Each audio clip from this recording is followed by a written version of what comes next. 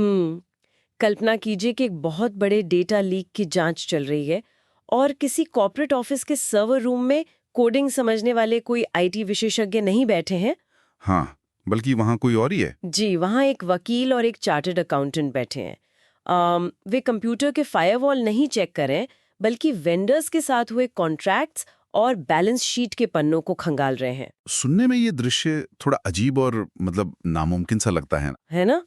बिल्कुल अजीब लगता है, क्योंकि आमतौर पर जब भी हम डेटा ऑडिट या साइबर सिक्योरिटी जैसे शब्दों का जिक्र सुनते हैं, तो दिमाग में एक बहुत ही मशीनी और नीरस सी छवि बनती है। सही बात है। एक ऐसा व्यक्ति जो अंधेरे कमरे में कंप्यूटर स्क्रीन के सामने बैठा है और सर्वर के लॉग्स पढ़ रहा है। हाँ, और सिक्योरिटी के कुछ टिक बॉक्स भर रहा है। लेकिन भारत के नए डिजिटल प्राइवेसी कानून के तहत भविष्य की तस्वीर कुछ वैसी ही होने वाली है, जैसी हमने अभी सर्वर रूम वाले उदाहरण में सोची। ये एक बहुत ही सटीक और चौंकाने वाली तस्वीर है। मतलब हम लोग तकनीक को और कानूनी अनुपालन को हमेशा अलग-अलग खानों में रखकर देखने के आदी हो चुके हैं। बिल्कुल, ऐसा लगता है कि आईटी का काम सिर्फ आईटी वाले करेंगे और कानूनी पछड़े वकील देखेंगे। लेकिन अब ये पूरी तरह से बदलने वाला है। और यही आज की हमारी इस गहन चर्चा का केंद्र है। आज की इस चर्चा में हम जिस विषय पर बात करने वाले हैं, वो डेटा सुरक्षा की इस पारंपरिक छवि को एकदम से उलट देता है। जी बिल्कुल। हम नावी द्वारा लिखे गए the rising lotus defining the independent data auditor नामक लेख के विश्लेषणों को आधार बनाकर इस नए युग को समझने की कोशिश करेंगे। और ये समझना बहुत जरूरी है। हाँ, तो हमारा मिशन आज ये समझना है कि भारत के नए DPDPA 2023 मतलब जो digital personal data protection act है, उसके तहत ये जो नया पेशा उभर रहा है, इंडिपेंडेंट डेटा ऑडिटर का पेशा। जी हाँ, इंडिपेंडेंट डेटा ऑडिटर, ये असल में है क्या? और सबसे अहम बात, इस बेहद आधुनिक और तकनीकी पेशे को परिभाषित करने के लिए उभरते हुए कमल के प्राचीन दर्शन का सहारा क्यों लिया जा रहा है? चलिए इसे थोड़ा खोल कर देखते हैं। ये विषय तकनीकी होने के साथ साथ ना बहुत वैचारिक भी है। क्योंकि देखिए, ये सिर्फ एक नए कानून के पन्नों की बात नहीं है, बल्कि उस कानून को असल दुनिया में लागू करने के लिए जिस पूरी तरह से नई मानसिकता की जरूरत है, ये चर्चा उस बारे में है। बिल्कुल, और नावी के विश्लेषण से जो सबसे पहले और दिलचस्प बात निकल कर आती है, वो कोई कानूनी धारा नहीं है, वो एक बहुत गहरा दार्शनिक विचार है जिस पर इस नए पेशे की नींव रखी जा रही है। हाँ, वो कमल वाला उदाहरण है। जी, मैंने पढ़ा कि कन्नड़ और संस्कृत में एक कहावत है, जल वृद्ध्या वर्धते पद्मम। इसका सीधा सा अर्थ है कि जैसे जैसे तालाब में पानी का स्तर बढ़ता है, कमल का फूल भी उसी के साथ ऊपर उठता है। सही कहा। तो विचार ये है कि डेटा ऑडिटिंग के क्षेत्र में आने वाले पेशेवरों को उस कमल की तरह होना चाहिए। और यही दर्शन AIDI मतलब association of independent data auditors का मार्गदर्शक सिद्धांत बन गया है। मतलब एक दूसरे को नीचा दिखाने के बजाय सबको साथ लेकर आगे बढ़ना। लेकिन यहाँ मुझे एक बड़ी उलझन हो रही है। मतलब सिद्धांत के तौर पर कविताओं में ये बहुत अच्छा लगता है, लेकिन असल कॉर्पोरेट दुनिया में जहाँ हर कंपनी सिर्फ अपना प्रॉफिट देखती है, वहाँ पानी का स्तर बढ़ाना कैसे काम करेगा? ये एक बहुत ही वाजिब सवाल है ना? है। क्योंकि कॉर्पोरेट दुनिया तो आमतौर पर एक रैट रेस या चूहे की दौड़ की तरह होती है। हर कोई एक दूसरे से आगे निकलना चाहता है, दूसरे की कमजोरियों का फायदा उठाकर खुद ऊपर उठना चाहता है। बिल्कुल, हर कंपनी का यही लक्ष्य होता है। तो एक बेहद तकनीकी और कानूनी संस्था जो डेटा ऑडिटर्स का काम तय करेगी, उसके निर्माण के लिए सहयोग और साथ मिलकर ऊपर उठने के इस प्राचीन दार्शनिक सिद्धांत को आधार क्यों बनाया गया? क्या ये सिर्फ एक PR स्पिन है, या DPDPA के कंप्लायंस जैसे इतने बड़े और गंभीर लक्ष्य के लिए इसका कोई ठोस व्यावहारिक महत्व भी है? देखिए, पहली नजर में ये एक आदर्शवादी विचार लग सकता है, लेकिन अगर हम इसे गहराई से देखें तो ये एक बहुत ही ठोस व्यवहारिक रणनीति है। कॉर्पोरेट दुनिया में प्रतिस्पर्धा होती है, ये सच है। हाँ, वो तो है ही। लेकिन जब बात पूरे देश के डेटा को सुरक्षित करने की हो और जब लक्ष्य पूरे भारत को DPDPA के अनुकूल बनाना हो, तो प्रतिस्पर्धा काम नहीं आ सकती। ऐसा क्यों? मतलब सुरक्षा में भी तो कंपनियां प्रतिस्पर्धा कर सकती हैं। इसे ऐसे समझना चाहिए। मान लीजिए एक बहुत बड़ी ई-कॉमर्स कंपनी है, जिसकी अपनी IT सुरक्षा दुनिया में सबसे बेहतरीन है। अच्छा। लेकिन वो कंपनी अपना कुछ काम जैसे कस्टमर सपोर्ट या डिलीवरी वो छोटे वेंडर्स को आउटसोर्स करती है। सही बात है, हर बड़ी कंपनी का एक पूरा नेटवर्क होता है। अब अगर उस कंपनी की सुरक्षा बहुत मजबूत है, लेकिन उसके वेंडर का सिस्टम कमजोर है, तो हैकर्स उस वेंडर के जरिए मुख्य कंपनी का डेटा चुरा लेंगे।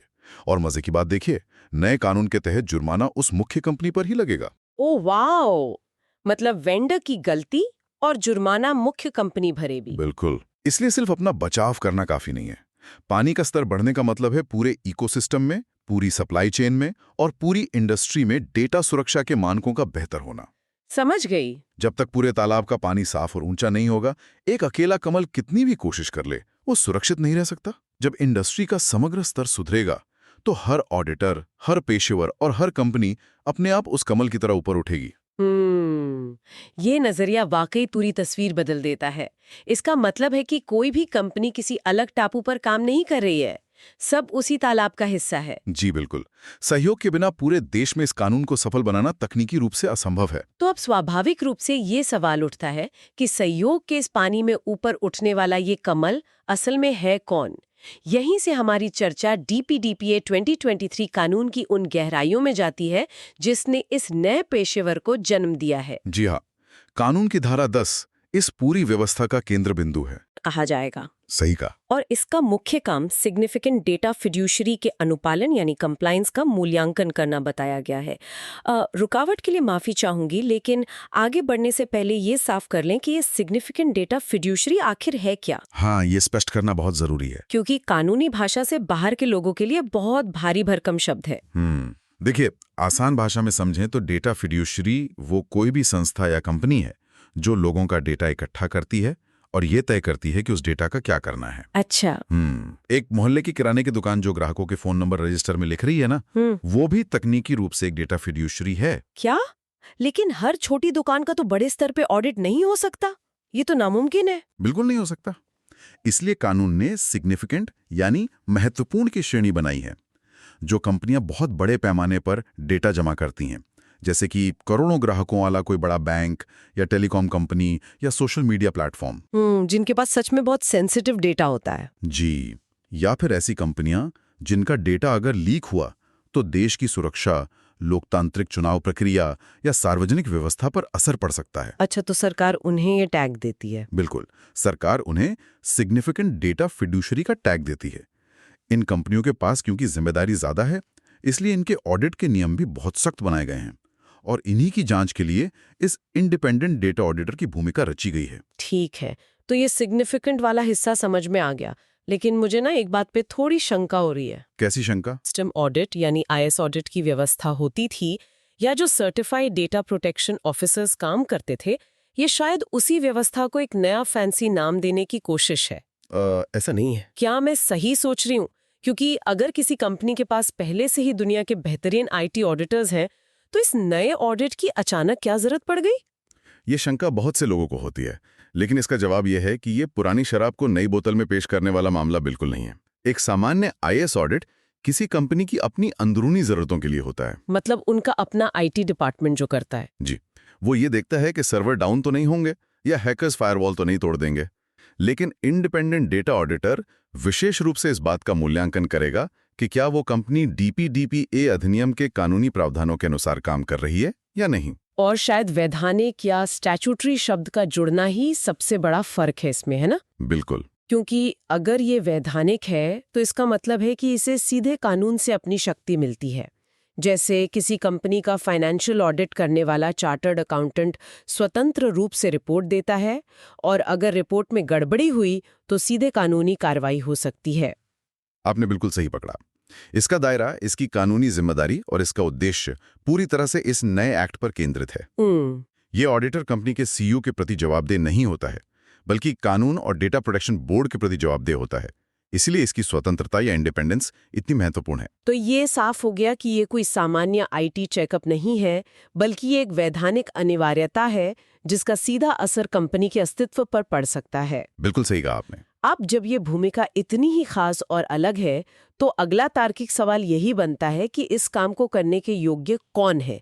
मतलब कौन बन सकता है ये इंडिपेंडेंट डेटा ऑडिटर? और इस बिंदु पर आकर एक ऐसा खुलासा होता है जो डेटा ऑडिटिंग की हमारी पूरी समझ को हिला के रख देता है। जो बात सामने आ रही है वो हमारी पारंपरिक आईटी सोच से बहुत आगे की चीज है। बिल्कुल। मैंने स्रोत में देखा कि FDPPI, जो इस क्षेत्र में काम कर रही एक प्रमुख संस्था है, उसका मानना है कि डेटा ऑडिटर केवल पारंपरिक प्राइवेसी ऑडिटर या सर्टिफाइड DPO तक सीमित नहीं है, जी। बल्कि ये कई अलग-अलग पेशों का एक बहुत ही विशाल तालाब है।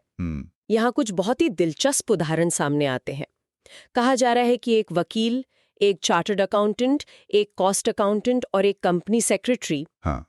ये सभी पेशेवर DPDPA 2023 के तहत डेटा ऑडिटर बनने के लिए पूरी तरह सुसज्जित हैं। और यही वो बिंदु है जहां से डेटा ऑडिटिंग का पूरा रूप बदल जाता है।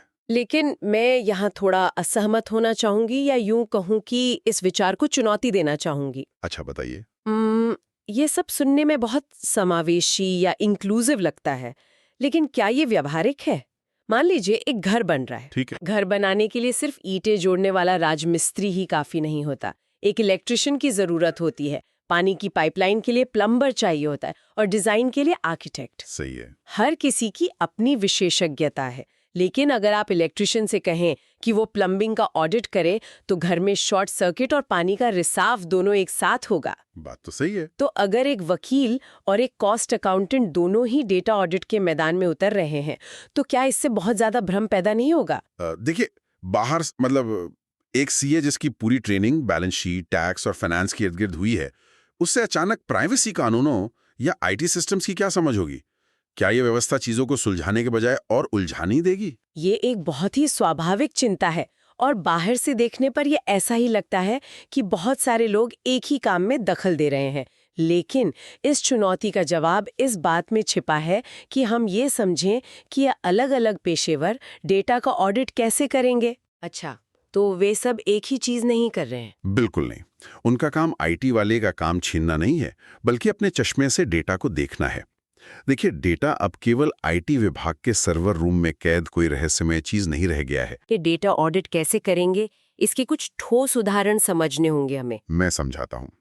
सबसे पहले एक वकील का उदाहरण लेते हैं। जब कोई कंपनी अपना पेरोल या एचआर का काम किसी बाहरी एजेंसी को देती है, तो एक कॉन्ट्रैक्ट बनता है। हाँ, वेंडर कॉन्ट्रैक्ट। अब एक आईटी ऑडिटर सिर्फ ये देखेगा कि डेटा सुरक्षित तरीके से ट्रांसफर हो रहा है या नहीं। लेकिन एक वकील जब उस कॉन्ट्रैक्ट का ऑडिट करेगा, तो वो ये देखेगा कि क्या उस अनुबंध में DPDPA के नियम शामिल हैं।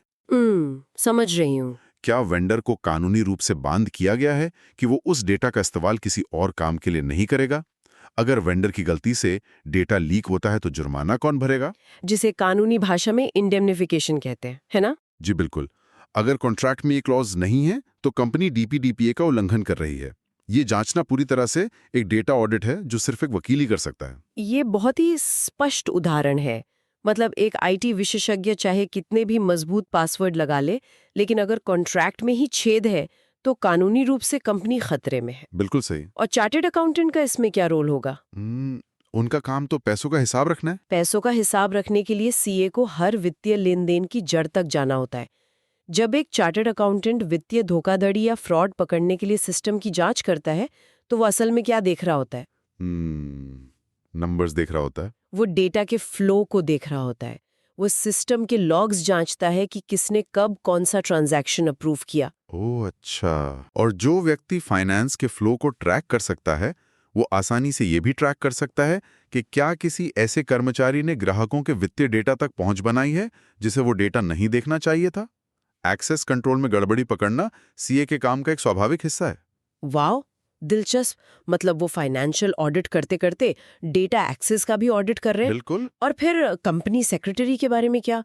उनका काम तो मुख्य रूप से बोर्ड मीटिंग्स और कंपनी अधिनियम के नियमों को देखना होता है।